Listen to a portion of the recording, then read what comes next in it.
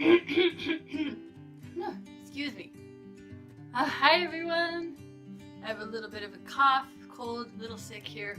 So if you hear nasally sounds from me, that's why. Ugh, sounds terrible, but we'll just get through it. So, that was a very good job. Let's do this over again. Hi everybody, how's it going? I have some updates about Korea for you guys, so that's pretty exciting. And I also have some fun flight travel things that I'm gonna bring along on my flight to make things, just a little more comfortable, make the time go by a lot faster. So, yes, to start with, I'm just gonna give you a quick update. I have gotten my flight ticket. Woo! And let's just see what it says. So, my flight plane, hey, new words. My plane leaves on Saturday, February 17th at 7 o'clock in the morning. Yes. Crazy. So I'm probably going to be getting up at 4 o'clock in the morning, something like that, but at least it's on a Saturday. So I'm going to be going to bed early Friday, the next day, previous day, sorry. Yeah, no, it doesn't work. The previous day, before Saturday, Friday night, I'm going to be going to bed really, really early. But at least it's the weekend. By the time I get on the plane, and then go fall back like I sleep, so. Or at least get some rest. Who knows what's gonna happen. So the flight leaves Saturday, February 17th from Minneapolis, St. Paul Airport, all the way over to Seattle. And I'm gonna get to Seattle at, hopefully, 9:05 a.m. And then I have a layover for several hours, apparently. And then at 12:50, I will leave from Seattle and go over to Incheon Airport, which is pretty close to the capital of South Korea, in case you don't know. And that is a 12-hour flight. So our time, it'll be midnight, 1 o'clock in the morning. Their time in South Korea, it'll be the next day, Sunday at 6 p.m. And that's when I'll be getting there. So the nice thing is though, when I get there, I can have a hotel and I can just sleep the whole night or stay awake all night depending on my jet lag. We'll see about that. Don't know how that's gonna work out. South Korea is 15 hours ahead of where I am in the Midwestern time zone in the States. So the jet lag will take some time to get over, sadly. But at least, I don't have to do anything by the time my flight lands in the airport in Incheon, South Korea. So I'm just gonna chill and have a nice night. And then the next day is when everybody else, the program that I'm going with, EPIC, all the other EPIC teachers are supposed to come in and meet at the meeting area for the EPIC teachers at the airport. They have a little check-in place for all of us to go to. And then we will check in, and then they will get us on a bus to where we will be going. And there's 3 different groups, depending on all of the towns that all of the teachers are going to be in South Korea. So not all of us are going to be in the same place, thank goodness, because there's hundreds of us going. So trying to get us all in one place to stay would be crazy. So thankfully we're not all in the same place. I'm gonna miss meeting some people, obviously, but at least we're not all jam-packed together, so that's a good thing. So I'm going to be going to a place kind of central South Korea. I'm not quite sure where it's going to be, but I do know it's at a university site, so we're just going to be staying in dorm rooms basically and sharing that with another EPIC teacher, so we'll have a designated roommate.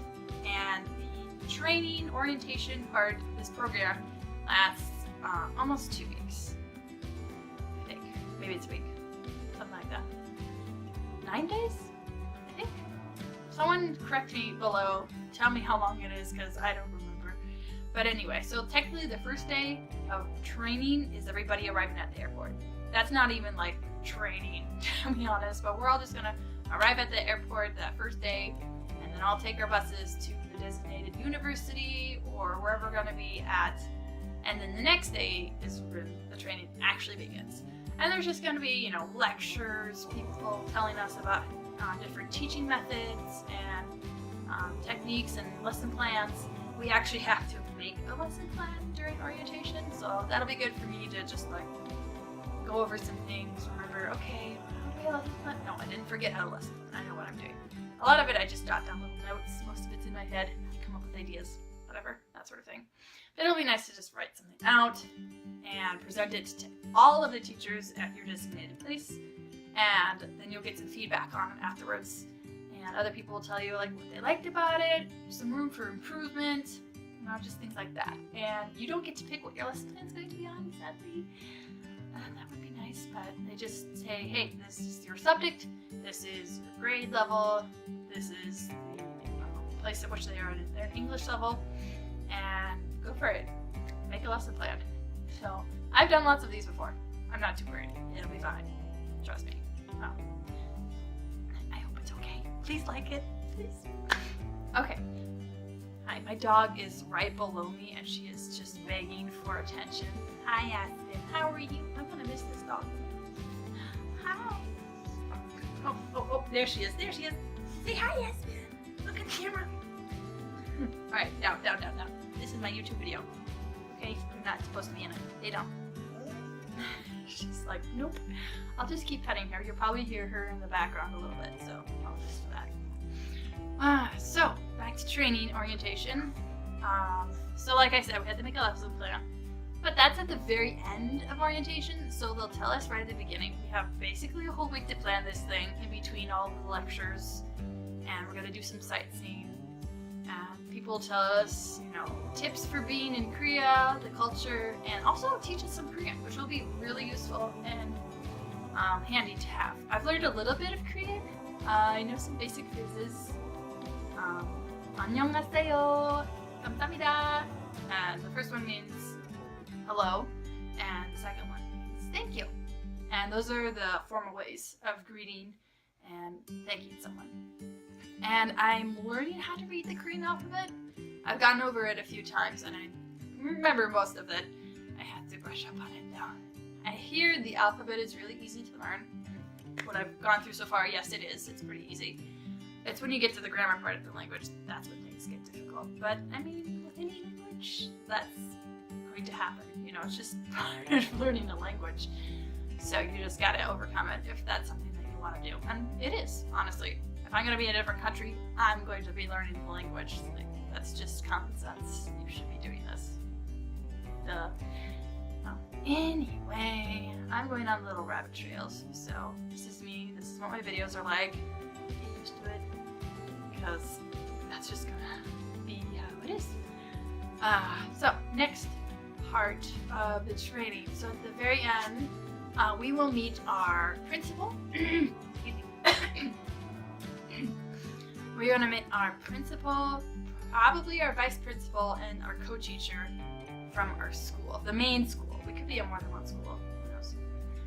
And they will greet us, and we will greet them, and then they will give us a ride over to the school, and they'll kind of show us around the area where we will be teaching English. Yeah, I'm supposed to be teaching English here. Go figure.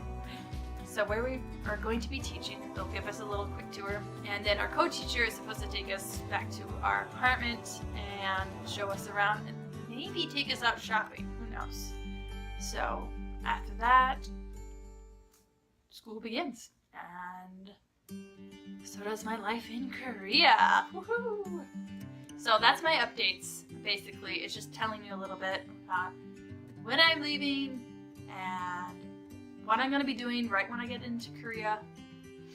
And, oh yes, one thing I forgot to mention, my contract came in just to verify everything. So I went over all of my obligations and the benefits and everything. So I don't have it with me, but that's not really important. I just want to tell you guys about it. So I have to mail that in and then take care of my visa, so I am legally allowed to teach in South Korea So I'm gonna try to get that in as soon as possible because it takes a little time to process. So that is just it for the updates. And now moving on to the fun part of the video is, as you know, the travel haul or flight haul. And this is just, how is this long flight going to be durable for me? Like, how am I gonna get through it? I've never been out of the country before. I've never had a long flight before. The farthest I've flown to is Florida, and that's just like a couple hours. So to make my life a little bit more comfortable on this plane ride for 12 freaking hours, I have picked up a few things. So the first thing is, it's kind of like one of those essential things everyone should have with them. This is a travel neck pillow, as you can see. The brand is Be Cozy with 2 Z's. And this is really nice. I got it on Amazon, and you just put it like this and you wrap it around your neck. And then you can just lean off to the side, fall asleep, lean back. So this just gives you a lot of neck support, which is so nice. Because otherwise on the plane, I mean, they just may give you a little pillow, but your neck's gonna get really sore.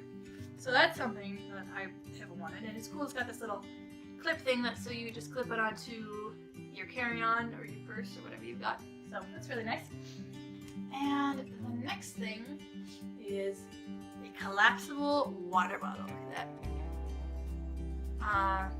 There's some instructions before you use it, but the basic thing is that you just fold it, and this part comes down. I haven't used it yet, but basically it's just supposed to stay like that, like nice and small and compact. And once you get past security in the airport, you just find a drinking fountain and fill it up. So I won't get thirsty. Yay! And next part, next item I got, instead of 3 headphones, just the little in-the-ear headphones. And I got a little bag to put it on, just for listening to music or watching movies, stuff like that. So just to keep it all in one place. Got a little baggie so I don't lose it. Told you I'm sick. Thankfully you cannot get contagious or get whatever I have in this video, so lucky you. Alright, the next thing I have is a portable charger for my phone. How cool is this? If you want to use it, you just push this little button and the green light comes on, and then you plug it into your device. It could be anything. It doesn't just have to be an iPhone. There's lightning cords. Yeah, that's what it's supposed to be for. And you just plug it into your iPad or your phone or whatever device, tablet you have. So this is just a small one. It doesn't do as much. So this I'm going to be using for my iPhone. So you can see that. And the brand is Anchor. Pretty cool. And I have another larger one for my iPad. And this one's just a plain white one, but you know, since it's bigger, that means it can charge my iPad for a lot longer. So that's pretty cool. Again, you just push the button and it charges your device when it gets down low, which I really need for my iPad because I have an older version of an iPad and it doesn't last as long. So, excuse me. And to make sure my feet don't swell up, I have bought compression socks. Look at these. These bad boys. Are these cool? They have some colorful ones, but for me, I just wanted black ones. And the thing about compression socks is they're tighter than most socks. So they're supposed to keep your feet just from swelling and getting sore. And you know how your feet fall asleep sometimes? You just keep in one spot for a long time, so this helps to reduce that. Obviously, I should be moving around on the plane. I'm going to be doing lots of stretches and stuff. So that'll make it easier. And this really cool thing, see this? So what you do with this is you have the little trays at the top, you know, the airport or plane. They have that tray that you put your food on and stuff. So this, you clip onto the top of that, stretch it out a little bit, and then your feet recline at the bottom of that, you see? So that way I can be in like a comfortable position for when I want to take a nap or fall asleep or something like that. So that's pretty cool. And to keep that light from getting into my eyes, I've got a nice little face mask, sleepy mask thing. This is nice because it fully covers your face. So some masks are really small and you can see at the bottom, and that's not good quality. So it did come with earplugs. I don't have it on me right now, but I'll be getting a lot of those.